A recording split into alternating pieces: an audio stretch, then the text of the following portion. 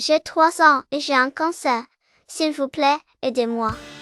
Quand on voit une vidéo comme ça, on a tout de suite envie de sortir sa carte bleue et faire un don. Qui pourrait s'imaginer un seul instant que quelqu'un pourrait exploiter sa souffrance pour s'enrichir. Et pourtant, une organisation du nom de Chance Les Tikva a approché des dizaines de familles à travers le monde dont l'enfant était très gravement malade, en leur promettant de récolter des dons afin de financer les meilleurs soins. Mais ce qui devait s'apparenter à un simple appel aux dons, en apparence touchante, devenait une mise en scène sordide. L'organisation forçait les enfants à se raser la tête, puis leur mettait une fausse perfusion et provoquait leurs larmes avec des oignons hachés. Les parents étaient choqués par ces méthodes, mais ils avaient besoin d'argent pour soigner leurs enfants. Et cette organisation était leur seul espoir, et ils finissaient par accepter. Les enfants détestaient évidemment l'idée de se raser la tête, mais l'équipe de tournage les y contraignait. Ces mises en scène avaient pour but évident de bouleverser les gens et de les pousser à donner davantage. Ces vidéos devaient les aider à récolter des fonds pour un traitement plus efficace. L'organisation avait récolté des dizaines de milliers de dollars pour certaines familles et des centaines de milliers pour d'autres.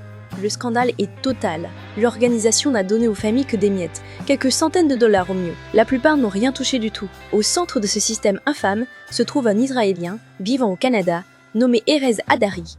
La BBC a visionné plusieurs de ses vidéos, mettant en scène des enfants malades du monde entier.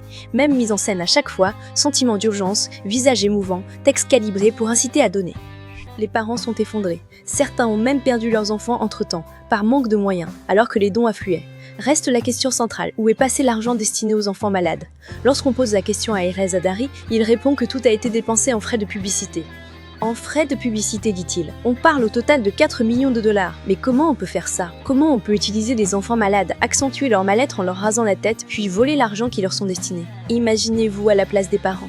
Vous acceptez malgré les pleurs de votre enfant qu'un inconnu lui rase la tête parce que vous croyez profondément que cette vidéo peut lui sauver la vie et cet inconnu ne l'utilise que dans son intérêt, se remplir les poches.